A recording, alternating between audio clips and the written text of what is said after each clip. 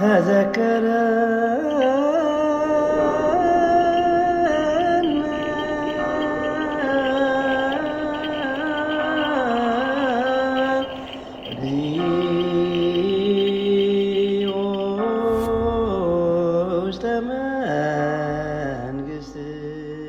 የእግዚአብሔር ቤተሰቦች የእናታችን የቅድስት ድንግል ማርያም ወዳጆች እንኳን ወደ የክርስቶስ እስረኛ የዩቲዩብ ቻናል በሰላም መጣችሁ። ዛሬ እንግዲህ እግዚአብሔር አምላክ በወደደና በፈቀደ መጠን ወደ ዊሊያምስታውን ኬንታኪ በመሄድ ከመጋቢ ሐዲስ ዶክተር ሮዳስ ጋር ያደረግነውን ቆይታ አብረን የምንከታተል ይሆናል። እንግዲህ በዚህ ቪዲዮ በዊሊያምስታውን ኬንታኪ የተገነባውን የኖህ መርከብ የምንጎበኝ ይሆናል ማለት ነው።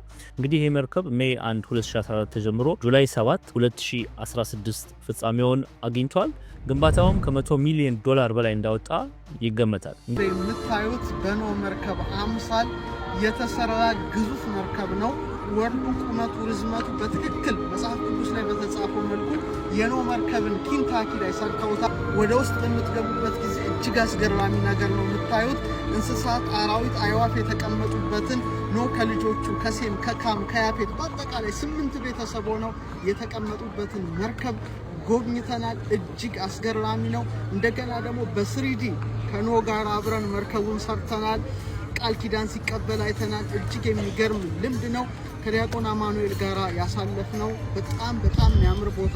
እንግዲህ ሁላችሁም እንደምታውቁት ኖህ አካሄዱን ከእግዚአብሔር ጋር ያደረገ ጻድቅ ሰው ነው። በዚህ በኦሪት ዘፍጥረት ምዕራፍ 6 ቁጥር 9 ላይ የኖህ ትውልድ እንዲህ ነው፣ ኖህም በትውልዱ ጻድቅ ፍጹምም ሰው ነበረ፣ ኖህ አካሄዱን ከእግዚአብሔር ጋር አደረገ ተብሎ ተመስክሮለታል። በኖህ ዘመን የነበሩ ሰዎች በኃጢአታቸው ምክንያት እግዚአብሔርን ስላሳዘኑ እግዚአብሔር አምላክ ምድርን ለማጥፋት እንደወሰነ እንመለከታለን። በዚህ በኦሪት ዘፍጥረት ምዕራፍ 6 ቁጥር 12 እና 13 ላይ እግዚአብሔርም ምድርን አየ፣ እነሆም ተበላሸች፣ ስጋን የለበሰ ሁሉ በምድር ላይ መንገዱን አበላሽቶ ነበርና፣ እግዚአብሔርም ኖህን አለው፣ የስጋ ሁሉ ፍጻሜ በፊቴ ደርሷል፣ ከእነርሱ የተነሳ ምድር በግፍ ተሞልታለችና እኔም እነሆ ከምድር ጋር አጠፋቸዋለሁ በማለት እንደተናገረ መጽሐፍ ቅዱስ ይነግረናል። እግዚአብሔር አምላክ ኖህ ከጥፋት ውሃ ይድን ዘንድ መርከብ እንዲያዘጋጅ እርሱና ቤተሰቦቹ እንስሳትም ወንድና ሴት እያደረገ እንዲያስገባ አዞታል። በዚህ በኦሪት ዘፍጥረት ምዕራፍ 6 ከቁጥር 18 እስከ 22 እንዲህ ይላል፣ ቃል ኪዳኔን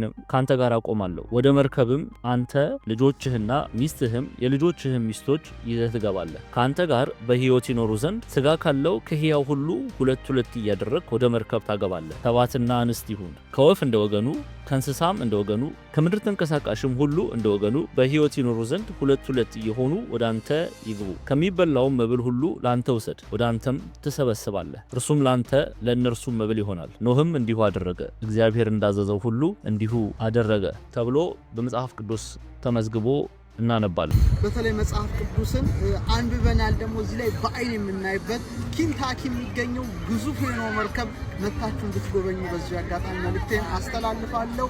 ይህን ጉብኝት እንዲሳካ ያደረገውን ዲያቆን አማኑኤልን ከልቤ አመሰግናለሁ። መልካም ቆይታ።